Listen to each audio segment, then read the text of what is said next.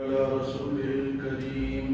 أما بعد فأعوذ بالله من الشيطان الرجيم. بسم الله الرحمن الرحيم. والعاديات ضبحا فالموريات قدحا فالمغيرات صبحا فأثرن به نقعا فوسطن به جمعا إن الإنسان لربه لكنود وإنه على ذلك لشهيد وإنه لحب الخير لشديد أفلا يعلم إذا بعثر ما في القبور وحصل ما في الصدور إن ربهم بهم يومئذ لخبير.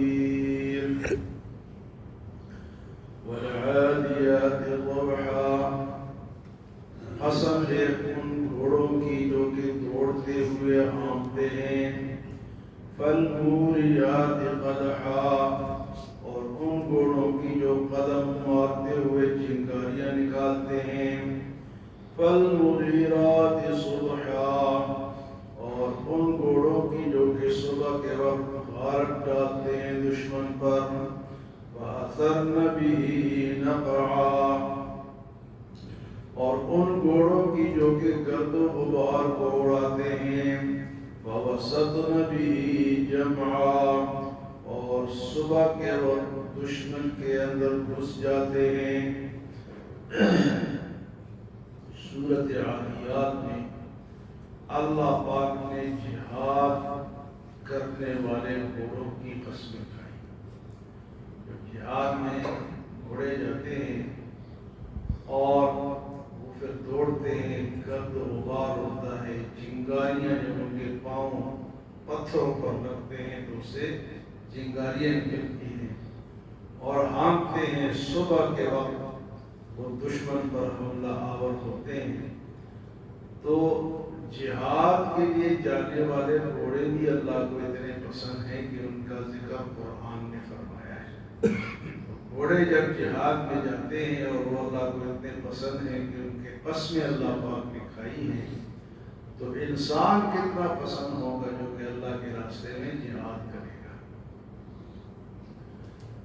حضور صلی اللہ علیہ وسلم نے صحابہ کرام کو بھیجا ایک علاقے میں کہ وہاں جہاد کرنا ہے، تو طریقہ بھی بتایا کہ فلاں ٹائم پہ جانا ہے، فلاں ٹائم اس طرح جانا ہے اور فلاں وقت میں حملہ کرنا ہے. صحابہ کرام گئے تو راستے میں کوئی ندی تھی جس کو پار کرنا ممکن نہ تھا، پانی زیادہ تھا، تو ایک دن ان کا زیادہ لگ گیا. تو اکثر حضور صلی اللہ علیہ وسلم جب جہاد کے لیے جاتے تھے تو صبح کے وقت حملہ کرتے تھے. لوگ سو رہے ہوتے ہیں، اس ٹائم حملہ کرتے تو آسانی سے وہ علاقہ جیت جاتے. اور صبح کا انتظار آپ اس لیے بھی فرماتے ہیں کہ صبح کی اذان اگر اس علاقے سے آواز آ جائے تو پھر پتہ چل جاتا تو یہ تو مسلمان ہیں، ان پہ حملہ نہیں کرتا. اذان سے یہ پتہ چل جاتا. تو وہ صحابہ کرام ایک دن ان کو زیادہ لگ گیا تو لوگوں کی مشہور ہو گئے کہ وہ صحابہ وہاں مارے گئے. تو جب واپس آئے تو پھر اللہ پاک نے یہ صورت نازل فرمائی کہ وہ تو ان کے تو گھوڑے بھی جو تھے وہ اللہ کے راستے میں اتنے کامیاب ہوئے. تو فرمایا کہ عادیات ضبحا، ہانپتے ہوئے دوڑتے ہوئے گھوڑوں کی قسم. فالموریات قدحا، جو کہ پاؤں مارتے ہیں چنگاریاں نکلتی ہیں. فالمغیرات صبحا، اور صبح کے وقت وہ دشمن پر غارت ڈالتے ہیں. فأثرن به نقعا، اور گرد و غبار کو وہ اڑاتے ہیں. فوسطن به جمعا، اور صبح کے وقت وہ دشمن کے علاقے میں گھس جاتے ہیں. اس کے بعد فرمایا کہ یہ ساری باتیں تو جہاد والے گھوڑوں کی تھی. اب انسان کی بات کیا ہے؟ ان الانسان لربه لکنود، بے شک انسان جو ہے اپنے رب کا ناشکرا ہے. ان الانسان لربه لکنود. کہ فرمایا کہ گھوڑا جو ہے نا، گھوڑا وہ ایک وفادار جانور ہے، اور جو لوگ اس کو پالتے ہیں وہ برکت والا جانور بھی ہے، اس گھر میں برکت بھی ہوتی ہے. تو گھوڑا کی مثال اللہ پاک نے دی کہ اس کو انسان پالتا ہے، دانا کھلاتا ہے، پانی پلاتا ہے، تو وہ جب جنگ ہوتی ہے تو اپنے آپ کو نہیں دیتا، دوڑتا ہے، پھر اس کو مار بھی پڑتی ہے، تلواریں بھی لگتی ہے، اس کو جناب گولیاں بھی لگتی رہے، تو وہ اپنے مالوں کو دوڑا کے لے کے جاتا ہے. مالک کے ساتھ اتنی وفاداری وہ کرتا ہے. لیکن فرمایا کہ انسان کے پاس کتنا ہے، کتنا اللہ نے اس کو دیا ہے، لیکن فرمایا کہ اللہ کا ناشکر ہے. ان الانسان لربه لکنود. یہ اپنے رب کا بڑا ناشکر ہے. وہ جانور جو اپنے مالک، جو اس کا حقیقی مالک بھی نہیں ہے، مجازی مالک ہے، اس کے ساتھ کتنی وفاداری کرتا ہے. لیکن انسان کا حقیقی مالک اللہ ہے، اس نے اس کو بنایا ہے، ہر چیز اللہ کی ہے، لیکن یہ شکر ادا نہیں کرتا، بس یہ روتا ہی رہتا ہے کہ وہ نہیں ملا، یہ نہیں ملا. فرمایا کہ انسان اکثر کیا ہے جی، ناشکر ہے. قلیل من عبادی الشکور. اعملوا، ابھی اپنی نماز میں پڑھیں، اعملوا آل داؤد شکرا، اے آل داؤد آپ شکر ادا کرو. لیکن ساتھ ہی فرمایا وقلیل من عبادی الشکور، میرے بندوں میں بہت کم شکر کرنے والے ہیں. تو ناشکری کبھی نہیں کرنی چاہیے. جو اللہ نے دیا ہم تو اللہ کے ایک بال جو ہمارے جسم پہ ہے نا، اس کا شکر بھی ادا نہیں کر سکتے.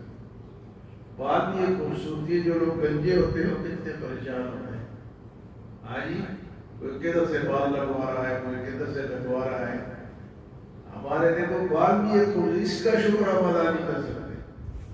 کیا کیا چیزیں اللہ نے فرمایا ان الانسان لربه لکنود وَإِنَّهُ عَلَى ذَلِكَ لَشَهِيدٌ. اور یہ خود بھی اس بات پہ گواہ ہے کہ اللہ کی یہ نعمتیں میرے پاس ہیں. گواہ بھی یہ خود ہی ہے. وَإِنَّهُ عَلَى ذَلِكَ لَشَهِيدٌ. اور اس کے بعد فرمایا وَإِنَّهُ لِحُبِّ الْخَيْرِ لَشَدِيدٌ. بے شک انسان جو ہے مال کی محبت میں بڑا پکا ہے. وَإِنَّهُ لِحُبِّ الْخَيْرِ لَشَدِيدٌ. مال جہاں سے بھی یہ نہیں دیکھتا کہ یہ حلال ہے حرام ہے، اور اگر کہیں خرچ کرنے کی بات آئے تب بھی کنجوسی کرتا ہے. محبت کرتا ہے کہ میرے پاس سے یہ جائے، میرا جو بینک بیلنس ہے اس میں کمی نہ ہے، میرا جیب بھرا ہوا ہو، چاہے کسی کو کوئی تکلیف کتنی ہی کیوں ہو. کوئی بیمار ہے، کوئی رشتہ دار بیمار ہے، کوئی گھر میں بیمار ہے، کھانے کے لیے نہیں ہے، لیکن یہ اپنے مال کے ساتھ محبت میں بڑا پڑتا ہے، شدید ہے. وَإِنَّهُ لِحُبِّ الْخَيْرِ لَشَدِيدٌ. لیکن فرمایا فَلَا يَعْلَمُ إِذَا بُعْثِرَ مَا فِي الْقُبُورِ.